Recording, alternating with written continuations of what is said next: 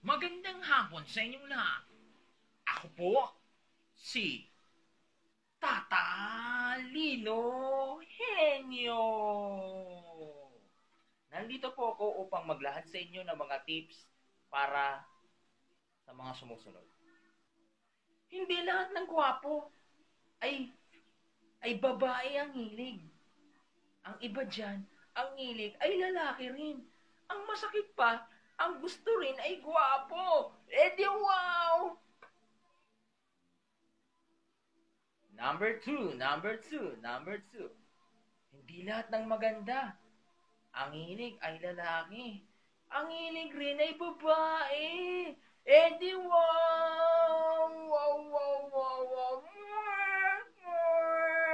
Ano daw? Ano daw? Ano daw?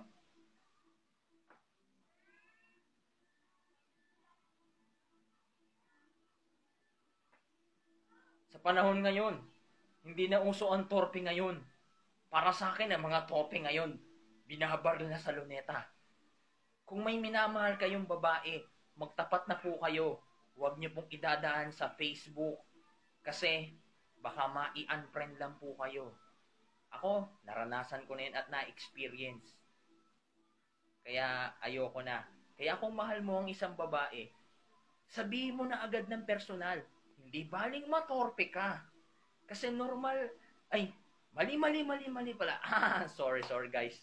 Tao lang nagkakamali.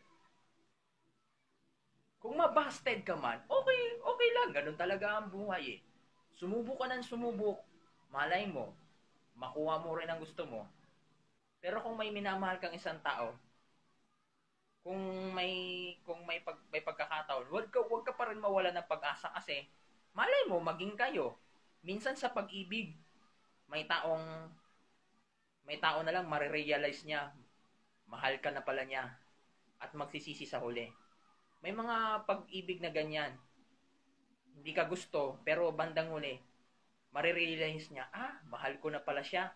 Ay, mahal ko na si ganito o ganyan. Ay, mahal ko na si Paige. Ay, mahal ko na si Marshall. Mahal ko na.